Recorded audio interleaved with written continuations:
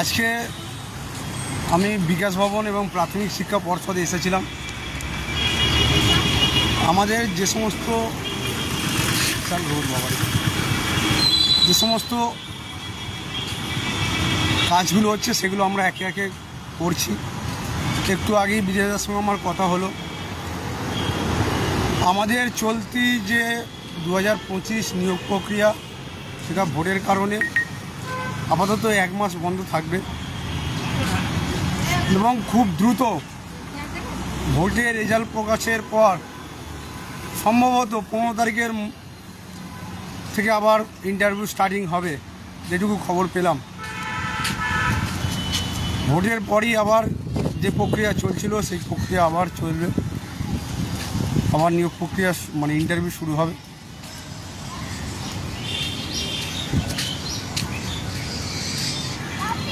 শূন্য পদ বৃদ্ধির দাবি নিয়ে যে আমাদের বিভিন্ন কর্মসূচি ছিল সেগুলো আস্তে আস্তে হচ্ছে।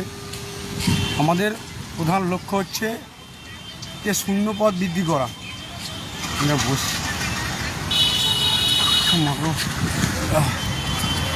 প্রধান দাবি হলো শূন্য পদ বৃদ্ধি করা এবং যে নিয়োগ প্রক্রিয়াটা কিছু জেলা হয়ে বাকি জেলা যেগুলো বাকি আছে সেগুলোকে একটা পূর্ণাঙ্গ তালিকা প্রকাশ করানো। আপনারা সবাই তৈরি থাকুন। ভোটের পর আমাদেরকে কিন্তু একটা ধাক্কা দিতে হবে, রাজপথে নামতে হবে। ভোটের পর, ভোটের রেজাল্টের পর আমরা রাজপথে থাকব। এর আগে আমরা কয়েকদিন আগে শূন্যপদ বৃদ্ধির জন্য আমরা মুখ্যমন্ত্রীর দ্বারস্থ, মুখ্যমন্ত্রী ওনার যে দপ্তর, যে জনদরবার, সেখানে আমরা গিয়ে ডেপুটেশন দিয়ে এসেছি। এর আগেও দিয়ে এসেছিলাম, ভোটের সময় দিয়ে এলাম। এবং আপনাদের সকলের কাছে অনুরোধ, যারা যে সমস্ত বিধানসভার প্রার্থী, সে যে কোনো দলেরই হোক, সেই দলের প্রার্থীরা যখন আপনাদের কাছাকাছি যাবে, আপনাদের এলাকায় যাবে, তখন আমাদের যে বঞ্চনা, যে 50,000 মানে শূন্যপদ বৃদ্ধি করতে হবে এক, দ্বিতীয়ত দ্রুত স্বচ্ছ নিয়োগ প্রক্রিয়া সম্পূর্ণ করতে হবে। এই যে দাবি, এই দাবিগুলোকে নিয়ে আপনারা ডেপুটেশন দিন। সে যেই শাসক পক্ষ হোক বা বিরোধী পক্ষ, যার কাছেই হোক, আপনারা ডেপুটেশন দিন। এটা হচ্ছে ভোটের সময়, এটা মোক্ষম সময়। এখানে সবাইকেই হাতের কাছে প্রায় পাওয়া যায়। কেউ আপনাকে কোনো কিছু দিলে আপনাকে বলবে না যে এটা নেবো না। সেই জন্য বলছি সকলকে, এই সময় আপনারা দাবিগুলো নিয়ে, দুটো দাবি, প্রথম দাবি হচ্ছে শূন্যপদ বৃদ্ধি করতে হবে। যে আপ টু ডেট ভ্যাকান্সি আছে 13,421টা শূন্যপদ, এই শূন্যপদ আমরা মানছি না। আরও প্রায় 3 থেকে 4,000 যতটা পারা যায় সেই শূন্যপদ বৃদ্ধি করতে হবে, সেটা দাবি রাখতে হবে। দ্বিতীয়ত হচ্ছে যে কটা জেলা এখন ইন্টারভিউ নিতে বাকি আছে, তাদের পূর্ণাঙ্গ তালিকা অর্থাৎ শিডিউল প্রকাশ করতে হবে। এবং তৃতীয় দাবি হচ্ছে যে ইন্টারভিউ প্রক্রিয়া দ্রুত সম্পূর্ণ করে টেবিল সংখ্যা বৃদ্ধি করতে হবে এবং দ্রুত প্যানেল প্রকাশ করতে হবে। এই 4টে দাবি আমাদের থাকছে। এটা এমন কিছু নয় যে আপনাকে কোনো বিস্তৃতভাবে লিখে ডেপুটেশন দিতে হবে। আপনি যে শাসক দল, যে পার্টি যাচ্ছে, তাকে মেনশান করবেন, করে লিখবেন যে 22 স্টেট পাস চাকরি প্রার্থী আর আমাদের দাবি সম বলেই 4টে দাবি লিখে নিচে আপনার নিচে আপনার নামটা লিখে দেবেন। এইভাবে লিখে প্রতিটা, সে শাসক দল হোক কিংবা বিরোধী দল হোক, যে বিধানসভার প্রতিটি প্রার্থীকে আপনারা হ্যান্ড টু হ্যান্ড দিন। তাতে কী হবে না, আমাদের দাবিটা আরও জোরালো হবে। আজকে একটা বিষয় নিয়ে, একটা আরটিআই বিষয় নিয়ে, শূন্যপদ কত আছে আপ টু ডেট, এবং ক্যাটাগরি ওয়াইজ কতজন ফর্ম ফিল আপ করেছেন সেই বিষয় নিয়ে আরটিআই করেছিলাম। তার আজকে হিয়ারিং ছিল, আজকে বিকাশ ভবনে হিয়ারিং করালাম।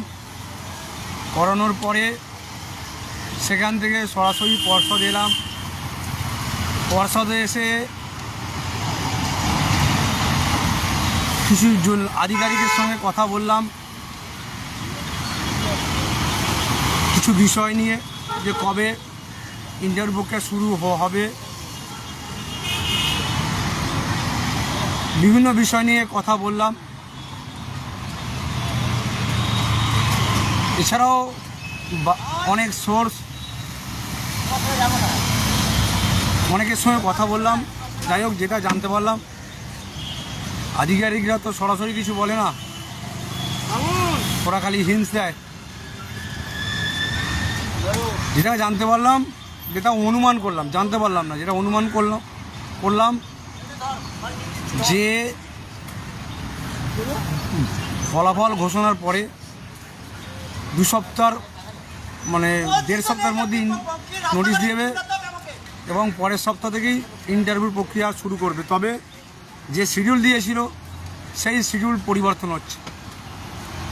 আবারও বলছি, যে শিডিউল দিয়েছিল সেই শিডিউল পরিবর্তন হবে।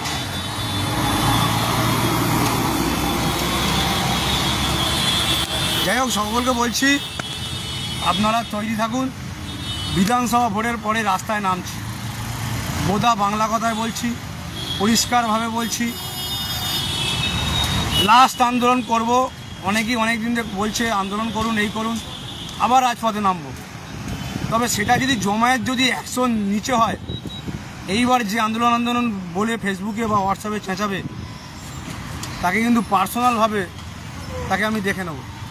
খালি আন্দোলন বলবে, বাড়িতে বসে থাকবে, আর যখন আন্দোলন হবে তখন যাবে না, মানে গাছে তুলে দিয়ে মই কেড়ে নেবে, এরকম একটা ব্যাপার। তাই তৈরি হন।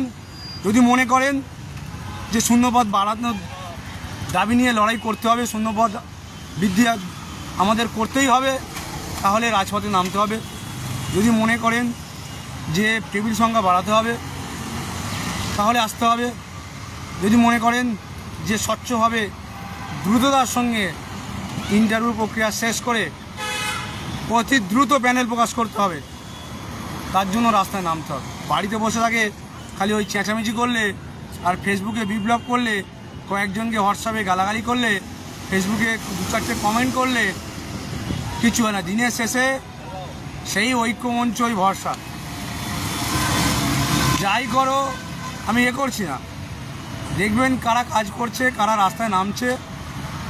আর ম্যাট 1594 অনেকেই বলছিল, আরে ভাই উকিল লয়ার দিয়েছিল কি না সেটা একবার দেখে মানে শুনানিগুলো শুনে নাও। একটা মামলা 2014 সাল থেকে শুরু হয়েছে, শুরু হয়ে 2022 সালে আমরা সেটাকে হাতে নিলাম। যারা বলছে আগের যারা টেট দিয়েছে তারা আটকে রেখেছিল, তারা মাত্র 1 মাস লড়াই করেছিল, একটা মাস। তারপরে কিন্তু আমরাই এতদিন, সেই 22 সাল থেকে আজকে 26 সাল, এতদিন কিন্তু আমরা আটকে রেখেছিলাম। এবং যেহেতু এটা হাইকোর্টে দিয়ে এসছে, হাইকোর্টে মামলাটা করেছে, হাইকোর্টে আমরা দেখে নেব। এত সহজে ছেড়ে দেওয়ার পাত্র আমরা নই। এখানে আমাদের স্বার্থ জড়িত। কেউ চায় না যে আরও প্রায় 1 থেকে 1.5 লক্ষ যাদের ওএমআর নেই তারা এসে, আর আমাদের ওএমআর আছে, আমাদের সব কিছু আছে, আমাদেরকে বঞ্চিত করুক। কেউ চাইবে? আমি চাইব? কেউ চায় না। একটা প্রার্থী বাড়ুক, কেউ চায় না। আর যারা কিছু জানে না তারাই ওই ভাঁট বকে, ফেসবুকে গরম করে, 2-4টে ডায়লগ মারে, তারপরে কি করে না, নাকে তেল দিয়ে ঘুমিয়ে পড়ে। নাকে তেল দিয়ে ঘুমিয়ে পড়বে, তাদেরকে আর পাওয়া যাবে না। সেই জন্য বলছি, কাজ করুন। যারা ওই বিধানসভা যে সমস্ত প্রার্থীরা আপনার এলাকায় যাচ্ছে, এখন এইটা কাজ, এখন ভোট আছে, এখন কিচ্ছু হবে না, মাথা ঢুকলেও কিচ্ছু হবে না। এখন কি কাজ আছে? না যারা যে সকল প্রার্থীরা বিধানসভার যে সকল প্রার্থীরা আপনাদের এলাকায় যাচ্ছে তাদের কাছে একটা করে ডেপুটেশন দেওয়া, হাতে লিখে পাতি সাদা কাগজে 4টে দাবি নিয়ে আপনি দিন। জাস্ট জানানো যে আমাদের দাবিটা কি, আমরা কারা, এইটাই জানানো, এইটা করুন। দ্বিতীয়ত কী করবেন, RTI করুন। যে আপনার জেলায় কটা শূন্য পদ আছে, আপনার ক্যাটাগরি ওয়াইজ কতজন 2025 নিয়োগ প্রক্রিয়ায় অংশগ্রহণ করেছে, এই সব নিয়ে এখন প্রথমে RTI করবেন, তারপরে ফার্স্ট অ্যাপিল করবেন, তারপর সেকেন্ড অ্যাপিল করবেন। আশা করি সেকেন্ড অ্যাপিল করার পরে আপনি আপনার উত্তর পেয়ে যাবেন। আমরাও পেয়েছি কিছু, হয়তো সময় লাগছে কিন্তু পেয়েছি। সব খবর সব জায়গায় দেওয়া যায় না। আমি ব্যক্তিগতভাবে টাকা খরচা করব RTI করার জন্য, হ্যাঁ দিয়েছি, অনেক কাউকে দিয়েছি, তবে সবাইকে সব কিছু ফেসবুকে এসে RTI কপিটা দিয়ে দেবো। তারপরে সেটা আমাদের যারা মানে ক্ষতি করার জন্য সব সময় মানে চাতক পাখির মতো চেয়ে আছে তাদের কাছে চলে যাবে, তারা সেটাকে হাতিয়ার করে আইনি ব্যাপারে আমাদেরকে সমস্যা করবে, সেটা তো করতে পারবো না আমরা। আছে অনেক ডকুমেন্ট, সেটা সময় হলে সেটা ঠিক বার হবে। আর বিদেশ দাও লাইভে করে বলেছে ওই ম্যাট 1594 ওরকম রায় হয়েছে, ওরকম হবে। এর আগেও কত কি হয়েছে, ডিভিশন বেঞ্চে আছি আমরা, চাপ নিতে হবে না, আছি, এইটুকু বলতে পারি আছি।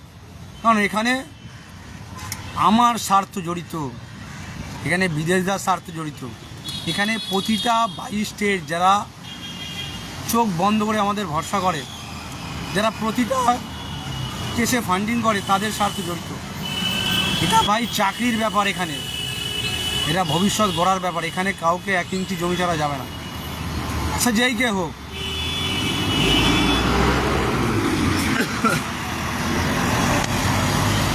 তাই সকলকে বলবো অযথা ভেঙে পড়বেন না। এই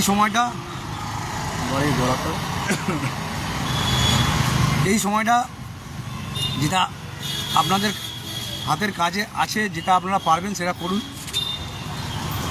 বাকিটা ভোটের পরে রাজপথে সবাই মিলে লড়াই করে বুঝে নেব। আর রাজপথে লড়াই হবে মানে সকলকে আসতে হবে। ওই 200 জন 300 জন নেবে, রাস্তায় নামবো, 2-4টে মিডিয়া দেখাবে, দেখানোর পরে বাড়ি চলে যাবো, ওইরকম করে আন্দোলন করলে ওই একবারই করব। এই জন্য তো আন্দোলনটা বন্ধ হয়ে গেল। কেন আন্দোলন বন্ধ হয়ে গেল? যে লাস্ট 3-4টে আন্দোলন যেটা আমরা করেছি সেখানে কতজন এসেছিল? 50 জন, 60 জন, 70 জন। যে 19 তারিখে আমরা এখানে এবিসিতে আন্দোলন করেছিলাম সেখানে যেমন 5000-6000 এসেছিল। আমরা বারাসত আন্দোলন করেছিলাম সেখানে 5-6 হাজার এসেছিল। আমরা বিকাশ ভবনে করেছিলাম সেখানে 5-6 হাজার প্রায় এসেছিল। তাহলে সেগুলো ব্যাপকভাবে প্রভাব পড়েছিল। আর এই 50-60 জন রাস্তায় নেমে কোনো লাভ নেই, তাদের সময়টা নষ্ট হয়। তাই তৈরি হন, ভোটের পর একটাই ডেট ঘোষণা করা হবে, যদি দেখি যে সেই 50-60 জন রাস্তায় এসেছে তো আন্দোলনের গল্প ওইখানেই শেষ। তাতে যে যা পারে গালাগালি করুক আর বাজে বাজে কথা বলুক আর দালাল বলুক, যা পারে বলুক, কোনো যায় আসে না। কুত্তাদের কথায় কান দিই না, পরিষ্কার বাংলা কথা, গোদা বাংলায় কথা বলছি। যারা কুত্তা হয় তাদের কথায় কান দিই না, তারা পিছন থেকে শুধু কথা বলে ভৌ ভৌ করবে, সামনে এসে কথা বলার সাহস নেই। তাই তৈরি হন, রাজপথে নামার জন্য মানসিকভাবে প্রস্তুত হন। আর এই বিধানসভা ভোটে আপনার এলাকায় যারা যাচ্ছে, যে সকল প্রার্থীরা, তাদেরকে গোদা বাংলায় সাদা কাগজে 4টে দাবি, আবারও বলছি, প্রথম দাবি 10,000 শূন্যপদ বৃদ্ধি করতে হবে। দ্বিতীয় দাবি ইন্টারভিউ টেবিল সংখ্যা বৃদ্ধি করতে হবে। তৃতীয় দাবি অতি দ্রুত স্বচ্ছতার সঙ্গে প্যানেল প্রকাশ করতে হবে। সাদা কাগজে লিখে দেবেন। সকলকে রাখছি, সবাই আরটিআই করুন। অবশ্যই এখন যিনি ল অফিসার আছেন সবার উত্তর দিচ্ছে, তাই আরটিআইটা করুন সবাই বাড়িতে না বসে থেকে। নিজের ক্যাটাগরি বা টোটাল কতজন 2025 সালে নিয়োগ প্রক্রিয়া অংশগ্রহণ করেছে, কতজন আপনার এসসি, ওবিসি, এসটি, পিএইচ কতজন অংশগ্রহণ করেছে, এভাবে প্রথমে একটা আরটিআই করুন পর্ষদে। তারপরে সেটা নিয়ে ফার্স্ট অ্যাপিল করুন, তারপরে সেকেন্ড অ্যাপিল।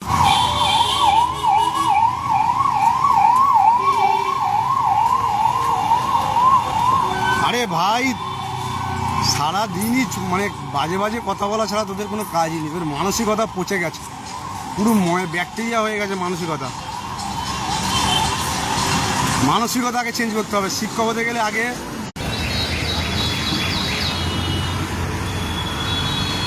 জানে।